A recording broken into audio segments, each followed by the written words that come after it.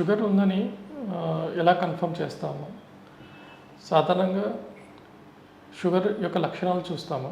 మూత్రం ఎక్కువ రావడము, ఎక్కువగా దాహంగా ఉండడము, బాగా నీరసంగా అనిపించడము, కళ్ళు తిరగడము, ఇవి ఇన్ఫెక్షన్స్, రికరెంట్గా ఇన్ఫెక్షన్స్ రావడము, ఇవి కొన్ని ఈ లక్షణాలు సాధారణంగా షుగర్ ఎక్కువ ఉన్న వాళ్ళకి చూస్తుంటాము.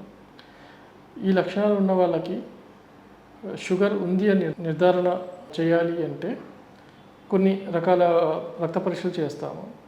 అది ఫాస్టింగ్ షుగర్స్, తినక ముందర కనీసం ఒక 12 hours ఫాస్టింగ్లో ఉండి బ్లడ్ టెస్ట్ ఇస్తారు. సెకండ్ వచ్చేసి పోస్ట్ ప్రాండియల్ టెస్ట్ అంటాము.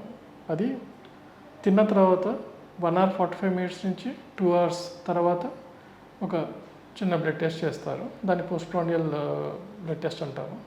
మూడో రకం టెస్ట్ వచ్చేసి HbA1c.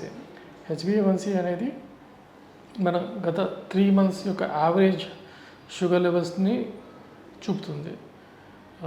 HbA1c లెవెల్స్ అనేది నార్మల్ వాల్యూ వచ్చేసి 6 నుంచి అప్ టు 7 వరకు నార్మల్ తీసుకుంటాము. ఎనీథింగ్ అబవ్ 7 డయాబెటీస్ కింద కన్సిడర్ చేస్తాము.